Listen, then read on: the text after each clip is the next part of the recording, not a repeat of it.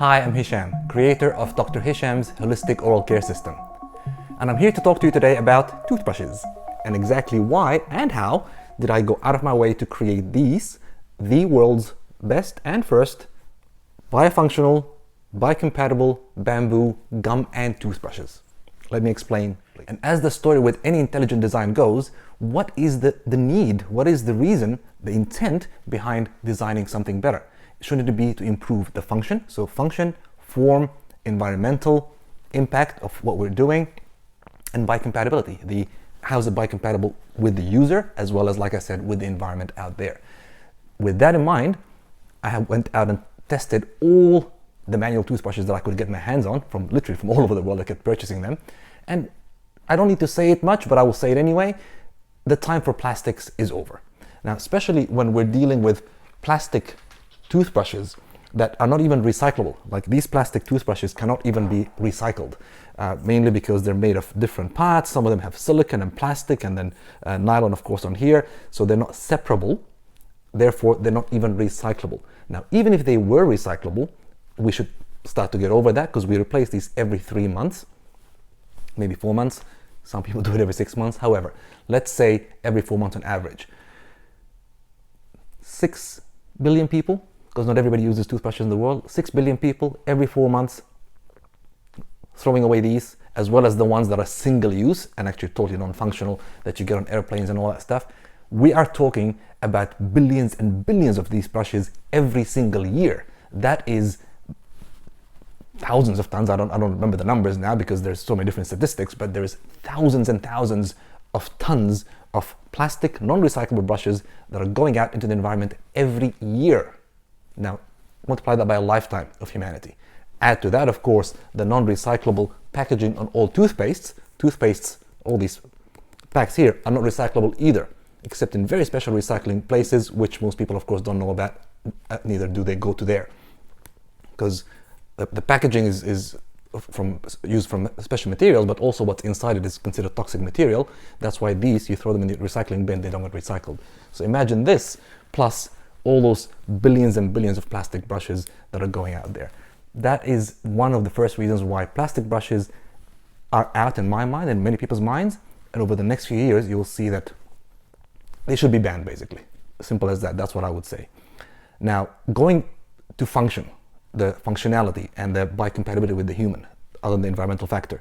Most of these brushes are either medium, some of them are hard, or soft bristles, but the majority are medium bristles. Medium bristles are already too hard. That's not good. The design of these bristles, quite ridiculous. Most of them come with designs that I know for sure nobody has really tested them under a microscope, like I show you in my other videos, clinically, under a microscope, how do they actually function? Give them to the humans, try them, you see do they work or not. When you come to brush your gums, as you should, this is already too hard. These grooves and these sticky points and all that stuff, totally ridiculous. So non-functional design, i.e. non-biocompatible with the person, non-biofunctional, medium to hard, even soft can be a little bit too hard at times when they've got pointy bristles, as I'll show you in a second. And therefore, let's just say we ditch these. Now, you've also heard and have seen, or probably if you're watching this video, you've obviously you're interested in all this, you have probably tried bamboo brushes. When I went out to design my brush, I didn't want to copy anything, just like with the whole system. I'm intentionally trying to avoid copying or mimicking anything or anybody out there. I want to create better. Let's take the best. What's the best intelligence, collective intelligence that's out there, materials, equipment, knowledge, whatever. How do we put it together for better use and create something new? So yes, I knew that the handle of my toothbrush has to be from wood, so it's biocompatible with the human, and the most easiest and fastest growing and very environmentally friendly wood to grow is obviously bamboo. However, when I went and purchased all these brands of bamboo brushes, tried many of them myself, looked at them, tried them with other guests, as well as ordered many samples from manufacturers, I noticed that they're all pretty much the same designs, regardless of brand, and I'm not talking about any brand in specific here. You'll see that they all have sharp edges around here in some form or another. Like these three are technically exactly the same brush, just just three different brands, and I'm not trying to show the brands here because it doesn't matter. These are totally different brands, but it's exactly the same brush. You can see that. So like, okay, that's not a biofunctional design because this is not comfortable. This does not fit in the hand properly when we're trying to clean well, as I will show you later on, and in other videos I've showed it, and I'll show it again and again how to use these things properly. So handles not okay, and they're all pretty much the same or similar. The bristles, again, medium is too hard. Soft, okay. I want super soft. I wanted basically a sponge with bristles because you're going to be brushing your gums and your teeth, not your teeth. So don't brush your teeth, brush your gums and your teeth. So this has to be super soft, and also it has to be straight. So all these curves, all these sharp pointy edges, if you see that one there, it has sharp pointy edges. That is quite crazy to use something as sharp as that on your gums. You can try this on your gums, as you've seen in my other videos, these brushes and others. I literally show you how we test them personally and with guests. Put on your gums. If it sticks into your gums like ouch, that's bad, period. That's not a good brush. If the handle doesn't feel right for you, then that's no good either. So I went out there and looked for manufacturers. For 12 months I was back and forth between different manufacturers, creating different designs for myself, which are some of them. These are some of them, because many of them I've used, thrown away. I've used them with other guests and throw them away, obviously. But these ones were not used. So these are my prototypes. I've had about 25 custom-made prototypes until I decided on which one is best for my brand, for myself, for my family, for my guests, and for you. Obviously, you see, that's one I got from the manufacturers. Looks exactly like the other ones. I said, no, I need a rounded handle. So they sent me a rounded handle. Rounded handles like this. And I said, okay, that's better, but still not good enough. So I took one of these rounded handles, actually I took a few of them, and carved them out. This one is actually one of these round handles that I have carved out. I carved this out. So this is my carving, because I've got tools to carve things out. It's not perfect, but I said I want a groove in there. And obviously the bristles I'm going to talk about in a second. And they refined it until we settled on this. So this is my handle. And I'm sure it'll be copied one day, which is totally fine. But the other thing that you'll notice is that the wood is super smooth and dark.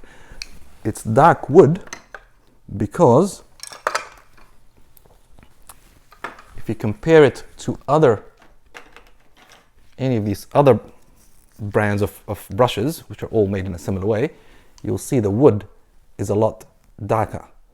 And the darker wood is there for a reason, because I have these heat treated at 200 degrees twice. So they're carbonized with heat, which makes the wood very smooth and beautiful, much more beautiful to handle and hold in your hand.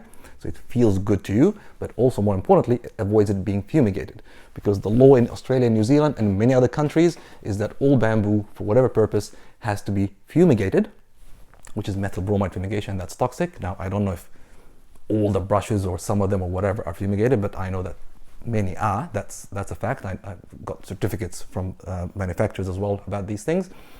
And I did not want methyl bromide, obviously, in the toothbrushes, in the wood, to be impregnated, because it's going to be used inside the human mouth, and that's highly toxic. So they're heat treated, properly designed ergonomic handle, and then we come to the bristles. Like I said, I wanted a sponge that has bristles, so it can go in between. So it's super, super soft, as you've seen in other videos from my clinic, trying them with other guests. And if you haven't, please watch those. So we went through everything. I wanted, obviously, biocompatible bristles, so we went to bamboo bristles, found them quite hard. Bamboo bristles are not really the right thing. They're quite hard, actually. And all these other crazy bristles. We even tried silk. This one here is made out of silk. Now, obviously, I didn't like that design. All my designs are straight, rounded tips. The tips are rounded, but it's straight across. Now, the silk is very soft. It matches what I wanted it to do. There's also options of boar hair, which I didn't even try because I did not want any animal hair on our bristles, especially from pigs. So that was not even an option. I didn't even consider how soft or hard it is. I don't care. It's not going to be used. We're totally vegan and totally, definitely not pig material. But silk, while soft and beautiful and biodegradable, we have to kill a lot of obviously silkworms to make the silk. So that was a big no-no, unfortunately. And it fell out very easily out of the brush when I tried one of them. So we settled on nylon 6. Now I know that is still a plastic type, but until I can find, and I'm always looking, by the way, I will change that as soon as I find a better material that's totally biodegradable, that is not plastic, that is as soft and gives us that efficiency. But nylon 6 actually does biodegrade over time, and or it's recyclable. So we do break off the head and compost this, stick it in the ground, use it for craft, do whatever you want to do with it. It's just a piece of wood, beautiful wood. That part there, yes, you can recycle that, or it will eventually biodegrade. So that's unfortunately the only part where I could not get rid of the plastic 100%. But if 95% of the plastic is gone, like I said, over billions of brushes being used every single day and disposed of every 3 to 4 months, we've won by you know, a big distance. And it is recyclable and eventually biodegradable versus 100% plastic brushes that none of it is actually biodegradable, let alone recyclable. That's, you know, that's a whole different level of talk. Now, another point of distinction is that I did not want to use any glues, ideally, if we could get away without it. And thankfully, I found a manufacturer that did that for me. So in the toothbrush, the bristles are not actually held in there by any glue. I've cut some of these brushes off right here, and you can see the bristles are held in there without any glue. So that does mean that they can fall off because they're very soft, very soft bristles, and there's no glue in there. They're just kind of machined in there with an aluminum plate. I don't know how they do it, but I've seen a video of it. It's like a shock wave that just impregnates it into the wood. So sometimes the bristles do fall off. Maybe 1 or 2 would fall off while you're using it in those 3-4 months. Not the whole thing, but most of them are very sturdy. So we're working on making sure that more of them stay in and don't fall out. But anyway, over a period of 3 or 4 months, you will have much more biocompatible and biofunctional ability with this toothbrush, regardless of whether you lose a bristle or 2 here and there, and there is no glue inside. So I'll show you why this is distinctly different in the next step. Okay, so why is this distinctly designed and intentionally designed this way? Collecting all this, like I said, all this imagination, how it should look like, what it should do, and then the intelligence that is already out there, how did I recombine it, and why did I recommend it to do this? Because we should always be brushing our gums and then our teeth. So don't brush your teeth, brush your gums and your teeth. And I show this and I say this and I show it clinically under microscope in many other videos. So please watch those other videos to really understand what I'm saying more. For that reason, this has to be super soft, so it falls in between your teeth, but before that, it has to be brushing your gums. So it's a jiggle and wiggle motion. You're always jiggling and wiggling. You're always in contact with your gum. You're not flicking and you're not scrubbing. You're wiggling and jiggling, wiggling and jiggling. Just like you use a sponge on your window or in your car. Use a soft sponge to remove stuck dirt that's on your car. You don't use a scouring brush. You don't use abrasive on it, which means no abrasive toothpaste on here, which means literally no toothpaste. So we use the serum that we make. Or the powders. Now the powders are dry, but when you put them in your mouth after you use the rinse, they dissolve, they're soluble. It has to be a soluble material, or of course, full of oils and natural healing agents like the serum. So with that in mind, you put it on your gums and you wiggle and you jiggle and you wiggle and you jiggle and you wiggle and you jiggle. And for that, this has to be a rounded handle so I can maneuver properly. This is my real brush. And you can maneuver it, you can go everywhere, and you're wiggling and jiggling the whole time. You can press and you can wiggle and jiggle because you want to braid anything. It's applying and agitating those beautiful healing oils. And doing that every day in the morning and at night, and sometimes more often during the daytime if you tend to brush more often than that, you get this beautiful sensual experience of you cleaning and healing your body with this beautifully smooth, intentionally crafted ergonomic wood that's made with love, and this super smooth and super soft bristle action that's going on inside your mouth with these beautiful healing oils, where you're actually cleaning and massaging, increasing blood perfusion inside your mouth, activating your saliva, empowering your body to start to heal first thing in the morning and last thing at night. That's a sensual experience rather than a chore. Rather than, oh my God, I gotta brush my teeth now. It's like, no, you're gonna do better job at cleaning, but you also be healing and soothing and energetically reconnecting with your whole body, especially if you alternate. You start to alternate hands and use left hand sometimes, left hand, right hand, left hand, right hand. It doesn't matter which hand you use normally, always try to use the other hand for at least half, if not your whole brushing experience. What does that do? It reconnects your brain rewiring. Basically, you're creating more cognitive function, you're creating a neuronal regeneration, a new neural pathway, basically, becoming more ambidextrous, just with something that you're going to be doing anyway all the time, which is brushing and cleaning your mouth. Not your teeth, it's your mouth. So clean your gums, clean your teeth as well, clean in between the teeth.